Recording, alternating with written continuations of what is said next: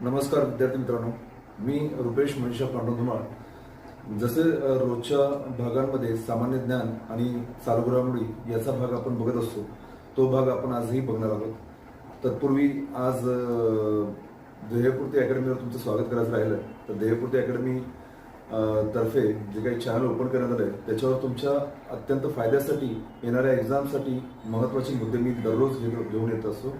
तसेच आता पुढच्या काळात मराठी व्याकरण असो किंवा प्रामुख्याने JS वरची प्रश्नपत्रिका असो तेही मी तुम्हाला घेऊन येईन.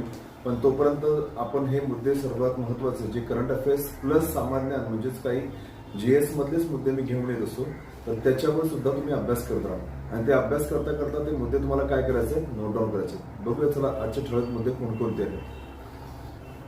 क्षेत्रफळानुसार सर्वात मोठा व लहान केंद्रशासित प्रदेश कोणता? तर सर्वात मोठा आहे लडाख आणि सर्वात लहान आहे लक्षद्वीप. ह्याच्यात आपल्याला दरवेळेस कन्फ्युजन होत असतं, सर्वात मोठा कोणता, लहान केंद्रशासित प्रदेश कोणता. खोल खोल दुष्काळ डोळे हे कोणाची कादंबरी आहे? प्रशांत कोखरे. त्यांना नुकताच बघा बुधवारीच म्हणजे आताच कालच्या परवाच्या दिवशीच त्यांना साहित्य अकादमीचा पुरस्कार घोषित करण्यात आला. कोणत्या राज्याच्या कपडा शिल्पकला अजरक हा एक मुद्दा लक्षात ठेवा ला GI टॅग प्रदान करण्यात आला, तर गुजरात. वनस्पती पेशी रायबोझोम्स ठिकाणी प्रथिने तयार होण्याची क्रिया होते. मग रायबोझोम्स हा एक पॉइंट लक्षातच ठेवायचं तुम्हाला. रक्तातील साखरेचे नियंत्रण कोणत्या अवयवाद्वारे केले जाते? स्वादुपिंड.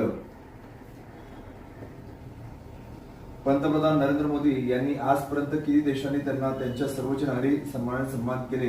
तर 23 देशांनी. GS7 शिखर परिषद 2025 कोणत्या देशात आयोजित करण्यात आली? कॅनडा. जी की 51वी परिषद होती.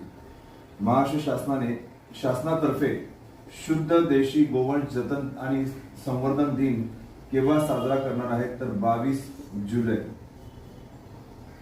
बघा, हे होते आजचे ठळक मुद्दे. पण याच्यातला हा मुद्दा अत्यंत महत्वाचा आहे.